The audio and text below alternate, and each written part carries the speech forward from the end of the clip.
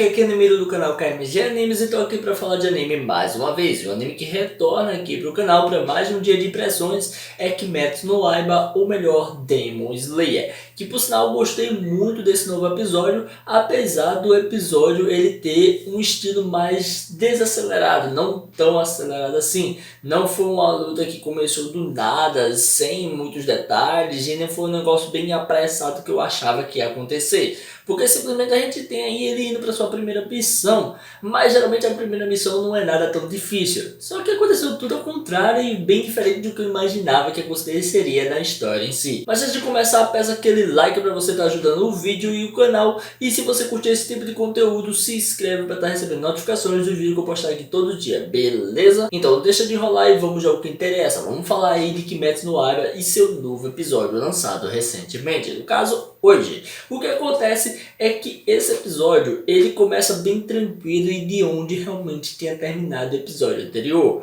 Só que com outro lado dos fatos, com outras coisas acontecendo, com mais explicações, podemos dizer assim. A gente vê ali que o protagonista está se preparando, é falado um pouco mais sobre sua espada, no caso por ela ser preta, e uma das coisas que é falada que o best dele não queria dizer é que simplesmente as espadas pretas geralmente não são muito conhecidas, e por não ser muito conhecidas, são atribuídas a elas o valor de que é problemático e não tem nada de especial nela. Ela só é especial porque é rara mesmo. Então quem possui ela não é tão bom assim, ou nem tão pouco tem alguma força ou algo do tipo. É como se realmente não fosse especial, né? Não é mandasse aquela coisa de ó, você é um caçador muito fera porque sua espada brilha. E não sabemos de fato se isso é verdade realmente. E aí o que acontece? Que o protagonista sai em busca de sua missão para completá-la, para fazê-la.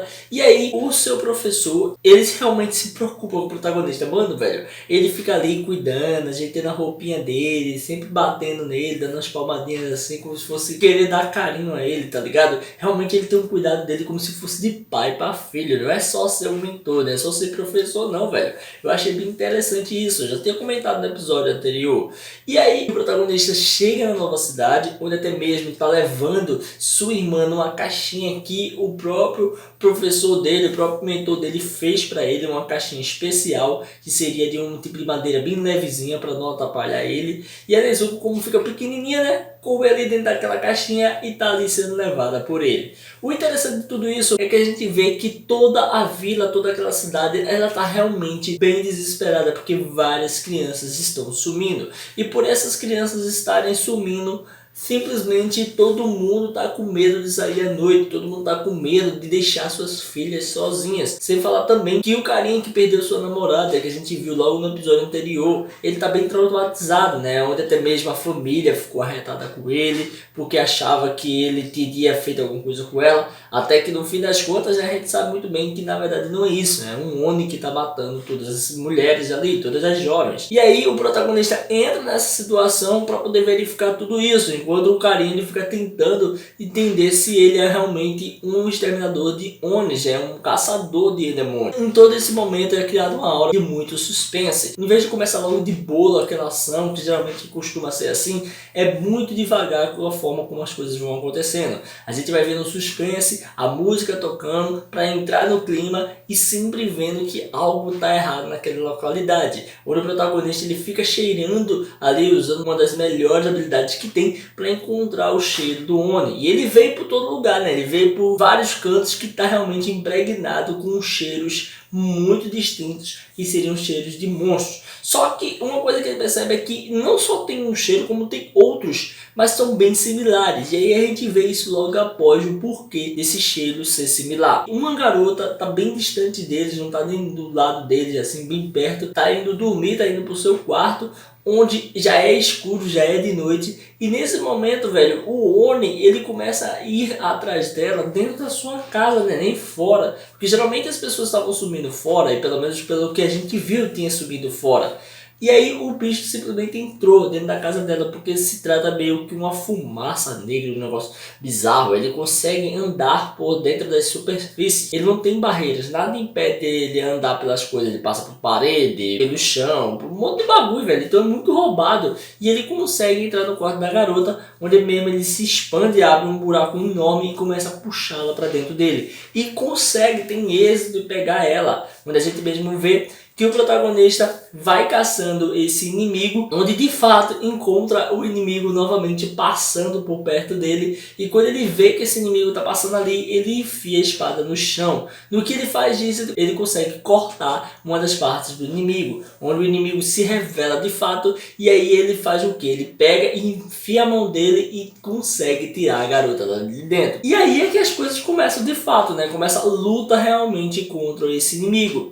A luta é muito difícil, eu achei que a luta ia ser fácil por ser a primeira missão, mas não, ele já começa uma luta com um inimigo de poderes especiais, um inimigo único, e esse inimigo, ele tem a capacidade de se multiplicar, ele se forma em três, ele se divide em três, só que esses três inimigos que são feitos a partir de um, né, eles têm personalidades totalmente diferentes, um fica rangendo os dentes lá, tudo bizarro, outro é mais eufórico e agressivo, e um é o mais inteligente, que fica pensando e até mesmo consegue fazer sarcasmo e falar sobre o que está acontecendo de fato. É bem legal a luta, é muito bem feita, a animação está acima da média realmente, tá 10 de 10, a gente vê movimentos muito fluidos toda hora, todo instante, não tem quase nenhum movimento estático, pelo menos eu nem vi movimentos estáticos. E caramba, velho, tem uma hora que a gente tem um pouco mais de informação sobre a questão da Nezuko. Quando o protagonista está tendo extrema dificuldade para derrotar o inimigo, que realmente é notório isso, o protagonista não está conseguindo, ele toda vez que vai cortar o inimigo, ele fica errando,